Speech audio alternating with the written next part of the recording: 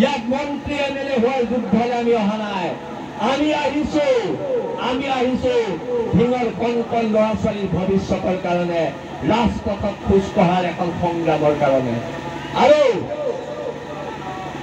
আজিৰ পৰা এক মহাসংকল্প আমি সকলোৱে এবাৰ ক'ব নোৱাৰোনে যে কাইলৈৰ পৰা ধিঙৰ ৰাজপথত আমি মাৰ খাই জীয়াই নাথাকো, থাকিম নেকি?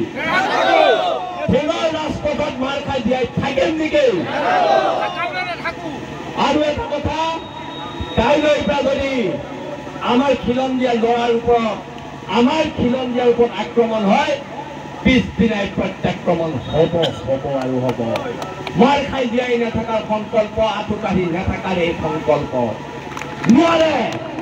আমিনুল ইছলামে ইয়াত এমএলএ দাদাগিৰি খটাব নোৱাৰে। এইখিনি মাটি ধিঙৰ খিলঞ্জীয়া মানুহৰ মাটি। এমএলএ বাংলাদেশীৰ ভোটত হ'ব পাৰে, আমাৰ ইয়াত খিলঞ্জীয়া মানুহে আমিনুলক ভোট দি এমএলএ বনোৱা নাই।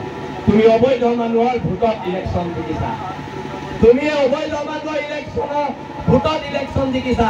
তোমাক ইয়াৰ কোনো খিলঞ্জীয়া মানুহে ভোট দি জিকোৱা নাই।